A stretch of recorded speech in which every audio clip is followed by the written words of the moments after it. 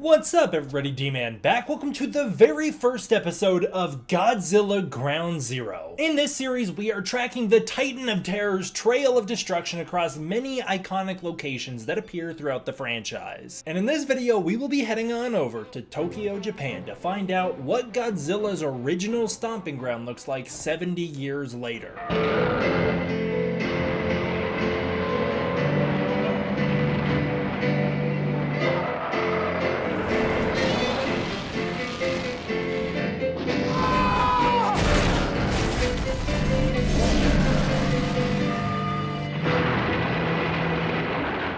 To celebrate the release of Godzilla Minus One, Godzilla's anniversary, and a lifelong dream of visiting Japan, I booked a trip to Tokyo. While I was there, I visited some of the iconic Godzilla locations to see how things have evolved over 70 years of destruction. And after landing at Haneda Airport, I got my first taste of Godzilla history as we were able to spot Mount Fuji from the plane in the landing terminal. We were assured many times that this is a very rare sight from Haneda and that we were lucky to have experienced it, and I felt that. Mount Fuji has appeared in many Godzilla films over the years, in background plates or as main set pieces, but the two most iconic instances are in King Kong vs. Godzilla, where it serves as the location the final showdown begins, and in Destroy All Monsters, where Godzilla leads the kaiju into war against King Ghidorah before discovering the Kilak base inside the volcano. While on the plane, I had briefly spotted Tokyo Tower as we were landing, but I didn't get any pictures because I was so focused on Mount Fuji out the other window. The next location was Haneda Airport itself. While I was trying to discover if the airport was indeed the one from Monarch Legacy of Monsters Episode 1, I completely forgot how many iconic moments happened in this spot throughout Godzilla's history. First of all, according to the internet, yes, Monarch Legacy of Monsters did shoot here, but they shot at a terminal that isn't open to the public yet. From my personal investigation, the only thing that seemed familiar to the show was the actual plane I had landed on. However, the one used in Monarch was a set. The actual immigration checkpoint looked absolutely nothing like the one from the show, so I don't have anything that looks like that on camera. The airfield itself and the surrounding airport has been used a few times throughout Godzilla's filmography. Most iconically for me, this is where Gyro rises from the sea and attacks in War of the Gargantuas, a moment shown through stock footage in the Millennium era Godzilla films a few times. The airfield itself is also where Godzilla has his final showdown with Destroya in 1995's Godzilla vs. Destroya. However, you don't get a sense of how far apart a lot of those locations actually are in the film and how much water separates everything around Haneda. Finally, and this is one that I was aware of, this is where the people spot Godzilla for the first time in Shin Godzilla and is next to the aqua line that Godzilla bursts through, resulting in airport closures. Speaking of that aqua line, that's the route the bus I was on took to get us to the mainland as we left the airport. It's a lot less intimidating driving under the ocean itself when you don't actually realize that's what's happening until you emerge on land on the other side. I stayed at the iconic Hotel Gracery Shinjuku, aka the Godzilla Hotel. Located in Shinjuku, Tokyo, this is the heart of the entertainment hub for the nation.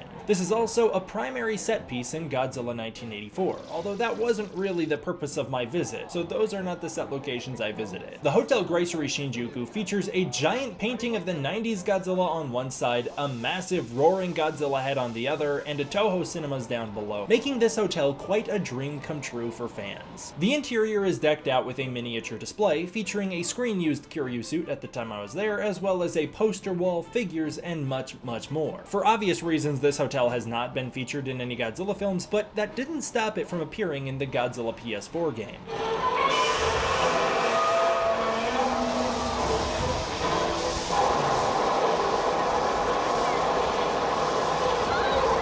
The hotel room view offered a great view of downtown Tokyo, looking out towards Minato City, where Tokyo Tower is located. Not that you can tell, but a few of those blinking red dots you see are in a vertical line, and that's actually Tokyo Tower way out in the distance. This is another great thing to bring up, because Tokyo is not a city. It's more like a state with many cities inside of it. Some of the cities are so small they're more like districts, but the entirety of Tokyo functions more like a state than a unified city. In fact, many of those internal cities feature internal districts breaking breaking them up even more. It's important to remember that when people bring up how often Godzilla attacks Tokyo. Tokyo's quite a huge place, and Godzilla doesn't always attack the same location in every movie. The next day, I went out to explore the streets of Tokyo. After visiting the Godzilla store Tokyo and going on a little Godzilla hunt through the city, all things I'm happy to get more into and elaborate more on in a follow-up vlog if you're interested, I resumed my hunt for iconic Godzilla filming locations. The fun part about being in Tokyo is that even when you don't mean to, you still come across filming locations all over the place. While checking out the iconic Kabuchiko Arch, I saw a familiar green bridge, making up the primary Shinjuku train lines just north of Shinjuku Station. Filming it just in case it happens to be anything, I discovered that at the intersection of 302 and 430, this is the bridge Kate Randa drives under upon arrival in Tokyo in episode 1 of Monarch: Legacy of Monsters. In the show, the bridge has been updated with an anti-Godzilla missile defense system, and is also where I saw the Godzilla invasion truck made to celebrate the release of Godzilla Minus One head under.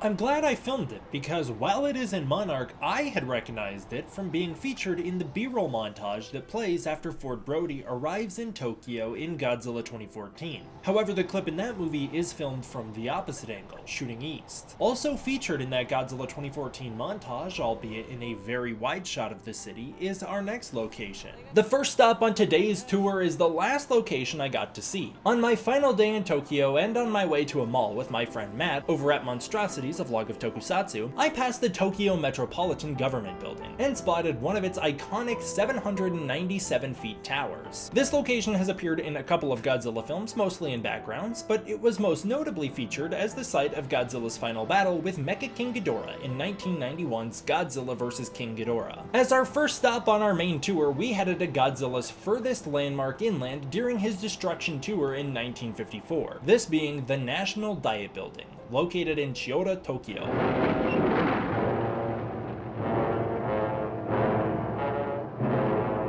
Chiyoda is the economic center of Japan. The original Diet Building was in development since the 1880s, but the building that we know today wasn't actually started until the 1920s and wasn't completed until 1936. Partially damaged during the war, the 65.5 meter building was quickly repaired and operational by the time Godzilla got around to it. First appearing in the film as the actual Diet Building, we see multiple press conferences held here to explain the appearance of Godzilla on Oto Island. The interiors were likely shot on a soundstage or an alternate location, but the exteriors give us a glimpse of the real location back in 1954. Because the real building comes in at 215 feet, standing much higher than the 164-foot Godzilla, it was scaled down by Toho staff during production on Godzilla to give the kaiju a more intimidating stature. Godzilla's attack on the Diet Building is one of the only instances in the original film where Katsumi Tezuka appeared portraying the kaiju. Tezuka, the alternate suit actor for Godzilla, was injured during this destruction sequence, resulting in Haruo Nakajima taking over for the bulk of filming. However, it is rumored that Tezuka is the one we see bursting through the House of Counselors. Godzilla was supposed to attack the pyramid at the center of the building, but due to the miniature crumbling in the wrong way during filming, this doesn't appear in the movie. This is not the National Diet Building's only appearance in the Godzilla franchise. One of my favorite uses of the building was in King Kong vs. Godzilla, as King Kong climbs the building, again scaled down, and is subsequently knocked out and transported away from the front plaza towards Mount Fuji. Originally, I thought this sequence happened out back of the Diet Building, but it looks so different and there are so many buildings taking over the area that it eventually became clear that this sequence happens on the front side. Another iconic appearance is in Godzilla vs. Mothra, as Mothra cocoons and metamorphoses on the building.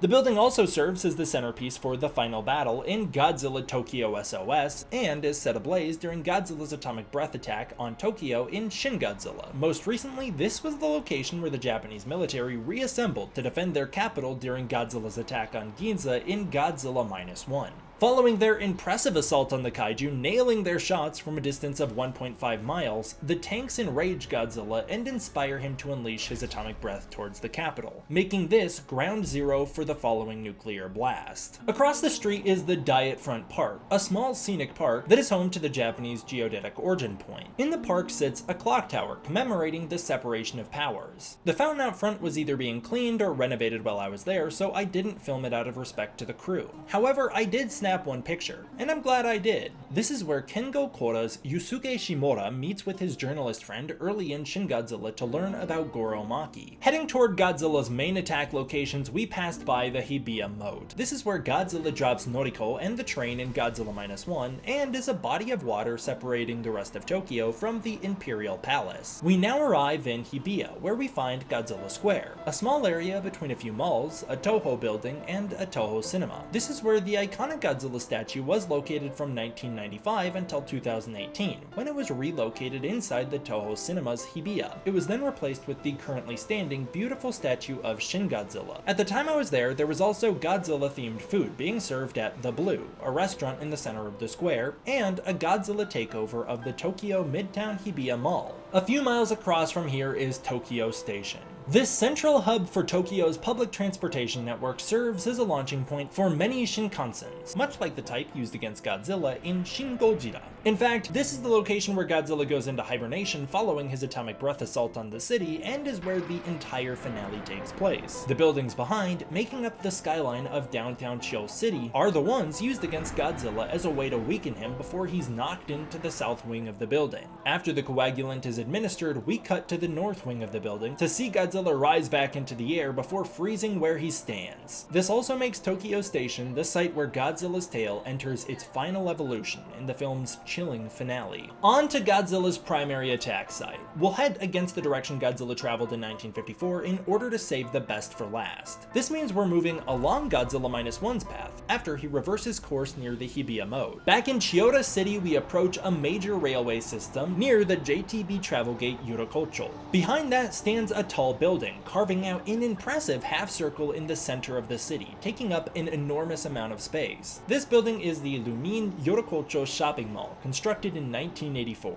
Originally the home of the Toho Cinema's Nichigeki, before it relocated into the Toho Cinema's Hibiya in the Godzilla Square, this location serves as a crucial central point for Godzilla's attack in 1984. After blasting a helicopter onto the nearby Tokyo Expressway, causing a chain reaction explosion to occur, Godzilla collides with the mall, causing damage to it before trampling his way through the railway system ahead. This is where Godzilla picks up a train, looking inside before tossing it to the side as a callback to the original 1954 film, where Godzilla attacks a train in Shinagawa. While this wasn't the location of Godzilla's iconic railway attack in 1954, it is still an incredibly historical location to that film. The Lumin Mall sits where the historical Nichigeki Theater once stood. This beloved icon of old Tokyo was built in 1933 and survived World War II mostly unscathed. The old theater was closed in 1981 before being torn down and modernized into the mall that stands there today. In both 1954 and 1984, the Toho Cinemas served as a place of incredible thrills, as audiences could watch the very building they were in get destroyed before their eyes. After approaching the building and trampling his way through the exact same train line as in 1984, the original Godzilla struck the Nippon Gekijo Theater with his tail before continuing on his way. The theater can be seen in the background as Godzilla lights up his atomic breath and sweeps the streets of Chiyoda City as he makes his way towards the capital. This is the location of the iconic 1954 promotional image featuring Godzilla with the train in his mouth. Most recently, this location was the main point for Godzilla's attack in Godzilla Minus One. The citizens of Tokyo flee in terror, running along the streets of the 304th as Godzilla approaches. From the very railway seen before, Noriko approaches her stop to head to Ginza as Godzilla launches a tram onto the tracks, causing their train to come to a halt just in front of the iconic Nippon Theater. It's along that road that Godzilla tramples past the now torn down Tokyo Electric Building. This railway system is where Godzilla bites into the train Noriko is in before taking it towards the Hibiya Moat and flipping around.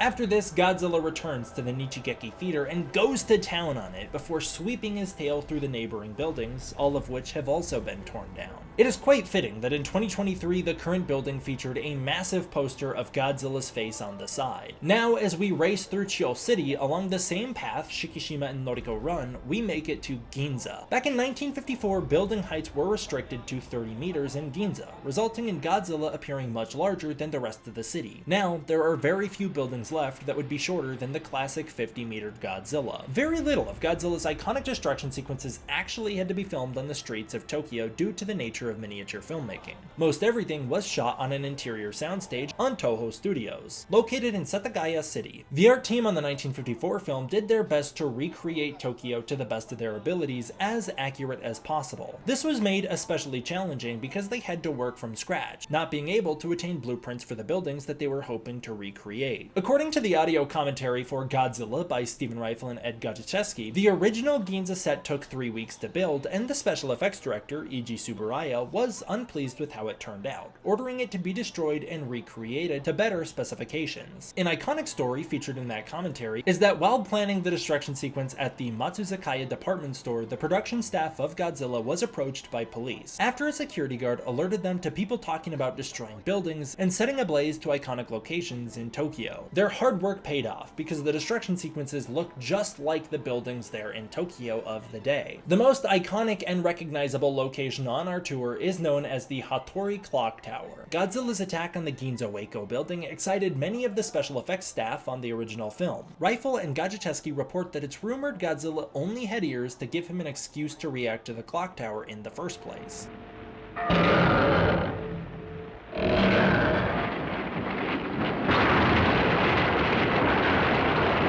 Looking nearly identical all these years later, the second and current Hattori Clock Tower was constructed in 1932 and survived the Second World War in great shape. The building's beautiful design, central location, and recognizable details make it a selling point for the original film, with many promotional images being released in association with it. It's for all of these reasons that it's had such a lasting connection to Godzilla all these years later. Partway through Godzilla's rampage, we see a group of soldiers take cover under an awning, revealed to be out front of the Seiko Clock Tower. Yes, it has many names just like the Nichigeki Theater. As the hourly bell rings out, Godzilla becomes enraged, roaring back at the clock before ripping it off the building, causing it to cascade down on the soldiers. Turns out, the soldiers were actually taking cover under what is now a subway entrance. The 129-foot building clocks in quite a bit under the 164-foot Godzilla, resulting in the building being partially scaled up to meet Godzilla's eyes. Over the years, the building has appeared in many Godzilla films, strengthening its connection to the King of the Monsters. It appears in stock footage during King Kong vs. Godzilla's English dub. It also appears during a nightmarish sequence in Godzilla vs. Destoroyah in 1995, where Godzilla approaches from the northeast rather than the southeast as he does in the original film.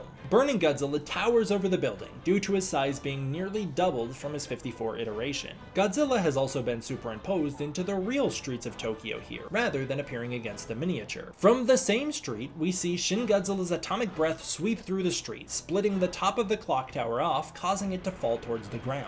It again appears in a nearly identical angle to that seen in 1995 in Godzilla's Singular Point, as the streets of Tokyo are overtaken by red dust. And most recently, and maybe second most iconically, it appeared heavily in Godzilla Minus One. First, it's in the background behind Godzilla as he makes his way towards the train line. It then appears as the location where Godzilla unleashes his atomic breath. Looking northwest at the building, we see Godzilla charging his beam as civilians cower near the corner of the building. It is then at the center of the on-screen blast, with nearly everybody being killed by the shockwave aside from Shikishima and Noriko. Shikishima is pushed to safety approximately exactly where this shot was taken, next to the Ginza Mitsukoshi Lounge. Godzilla is then seen standing next to the building, watching the mushroom cloud grow into the air before resuming his march and leaving the remains of the building behind. Again, from nearly this exact angle is where Shikishima screams in agony on the streets, looking up towards Godzilla as black rain falls upon him. The clock tower's final appearance is the iconic shot used in many of the promotions for Godzilla Minus One, as the rubble of Tokyo is seen in the aftermath of Godzilla's reign of terror. And while I had many more adventures in Tokyo during this trip, and there's a lot more to share such as the Godzilla store, Godzilla Festival, and all of the exciting Godzilla Easter eggs, merch, posters, all that I saw along the way, that can all be saved for a different video. For now, I want to bring the first episode of Godzilla Ground Zero to an end. Thank you guys so much for watching this this was by far the most fun I've ever had making a video. Not only do I love to learn about the history of these buildings and the history of Godzilla, but getting to travel to Tokyo and see these things in person was an experience I'll never forget. I'd like to give a personal thank you to Saturn Dusk, one of my Patreon supporters, for giving a generous donation to the Patreon a year ago that gave me the confidence and motivation to go in the first place. Without that, I'm not sure I would have had the confidence to send it, even though I had saved up for it for years. So big thank you to Saturn Dusk for making this possible, and a big thank you to all of my patrons over on Patreon for making this video possible. It's because of the support of the patrons on Patreon that I was able to go on this trip and bring this video to you, and I really hope you enjoyed. Happy 70th anniversary, Godzilla. Long live the King of the Monsters, and I cannot wait to see where you head next. Thank you all for watching. I hope you enjoyed. I will see you all next time for the next one.